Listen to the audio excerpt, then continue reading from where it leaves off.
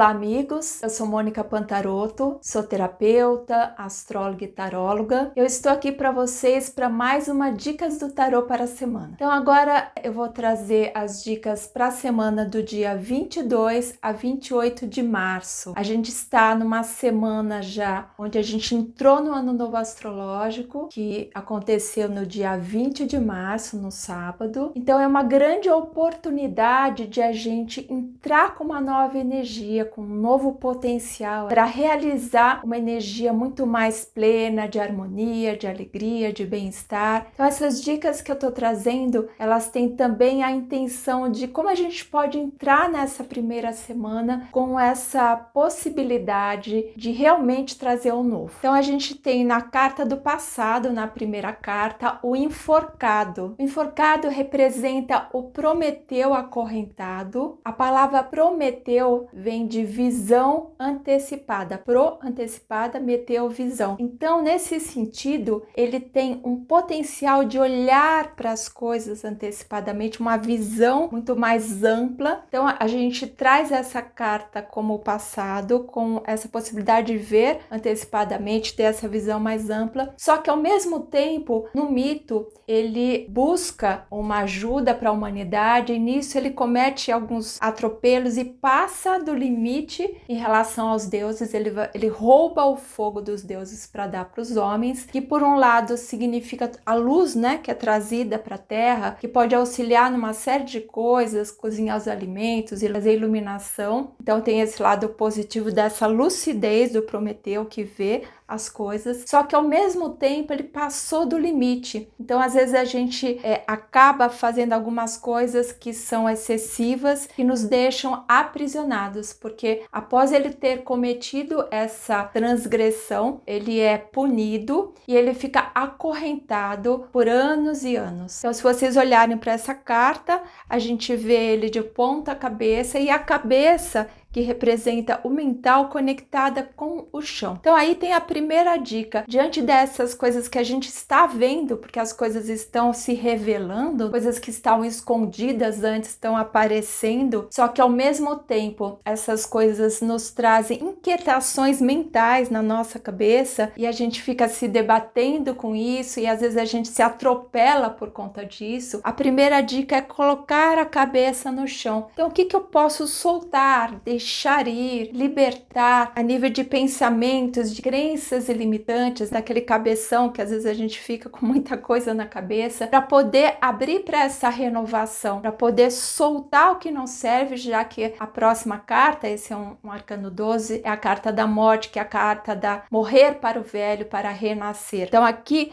que tipos de pensamentos eu ilumino em mim, trago clareza que eu tenho a nível de crenças limitantes, conceitos que me aprisionam, que deixam eu ficar na inquietação, que eu preciso olhar, iluminar e soltar. E aí tem também no mito a águia que todo dia vai lá e dá uma bicadinha no fígado. E aí o fígado se refaz e no outro dia acontece a mesma coisa. O fígado, na medicina chinesa, está relacionado com a nossa reserva de energia e também muito associado com as raivas, aquela energia inquieta que às vezes a gente tem, que consome toda a nossa energia vital. Então, esses pensamentos de tensão que às vezes são gerados por coisas que a gente está vendo no atual momento da situação e que estão gerando desgaste excessivo, pegando a energia do fígado no sentido de conectando com essa energia vital que a gente tem, porque o fígado é depositário dessa energia vital. Então, aqui a gente tem o fígado como essa reserva de energia que às vezes a gente está gastando por conta dessa inquietação. Então, como que a gente pode usar esses pensamentos de uma forma mais favorável? Embaixo a gente tem novamente a carta da sinceridade que apareceu na semana passada. Olha como é interessante, né? Tá se repetindo um convite. Eu comentei que a palavra sinceridade vem de sincero, que é uma cera muito pura que era usada antigamente para fazer alguns objetos, como vasos, como como outros adornos. E nesse sentido, é uma resina que é muito transparente, muito translúcida. Então, por exemplo, eles construíam vasos e colocavam objetos dentro, e esses objetos podiam até ser vistos. Então, esse sincero traz uma questão de clareza, de lucidez, da mesma forma que o Prometeu, a visão antecipada. E uma outra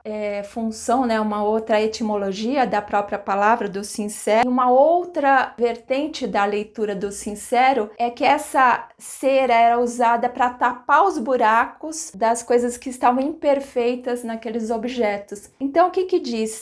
Se a gente tentar tapar o buraco, fingir que a gente não está vendo, também não vai adiantar. Então, assim, de fato é um convite de clareza que vem vindo, porque está vindo desde o passado, se direcionando para o momento atual, que é o carro que está no centro. O carro tem a ver com a energia de Áries, e a gente entrou exatamente no ano novo astrológico, na energia de Áries, que é esse fogo primordial que lança a gente, que envia a gente para o novo. Então, realmente é um convite de impulsionar a gente para um novo. E junto com isso, na carta de baixo é interessante porque aparece o louco na carta do Aura Soma, que é um convite de coragem para se lançar para o desconhecido. E como a gente pode fazer isso de forma adequada? Primeiro, o carro mostra que ele tem as dualidades, o cavalo preto, o cavalo branco. Então ele tem que ficar muito firme para poder não sucumbir às dualidades. E a gente está num momento planetário onde existe uma tensão em relação a essas dualidades, sejam elas de opiniões políticas, econômicas, religiosas. Então, como a gente fazer para não sucumbir a essa energia, porque ela pode descompensar a gente e ao outro, né? Já que o carro também representa essa energia bélica. Então, como colocar toda essa energia, esse potencial novo de Áries de uma forma adequada? Então, primeiro a gente tem que chamar o nosso cavaleiro real, o cocheiro régio, que é o nosso eu maior, que vai além do julgamento das dualidades, chama essa força mais espiritual para direcionar a gente em frente. Qual que é o objetivo principal da gente nesse momento, enquanto evolução, ao invés de ficar se desgastando nas brigas das polaridades, das dualidades? Então, onde eu quero chegar e aonde eu tenho que focar, seja no amor, na verdade entre as pessoas, essa abertura compassiva,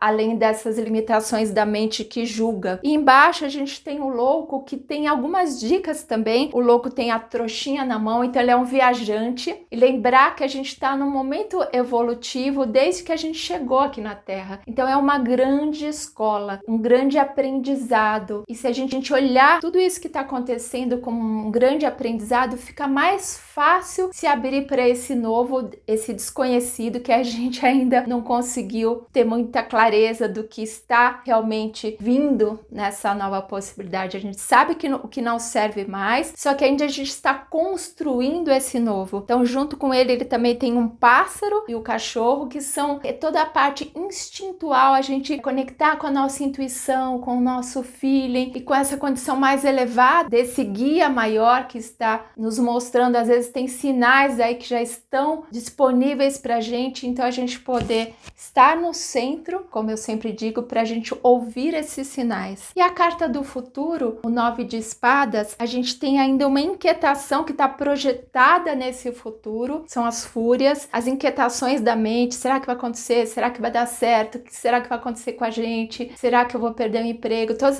esses tormentos da mente, e que muitas vezes são nossos, mas nem sempre são nossos. Tanto que no mito, a energia do inconsciente familiar, e no nosso caso atual, a gente está também muito mobilizado por esses temores, essas inquietações e dúvidas que estão na família, que estão no coletivo. Então a dica aqui, que é a carta de baixo, é para a gente conseguir sair desse tormento, a gente fortalecer os relacionamentos amorosos. Então aqui diz os relacionamentos comigo mesmo, a minha própria existência amorosa, o relacionamento de amor com os meus ancestrais, com as forças da natureza, com todos os reinos, e na relação com o divino. Então, fortalecer esses lastros amorosos, essa gentileza, essa bondade, o que você pode fazer para o seu vizinho já, que você pode, de repente, você pode ligar para alguém para dar uma palavra de conforto, ouvir alguém que esteja precisando, que a gente já pode fazer de forma amorosa. E para completar,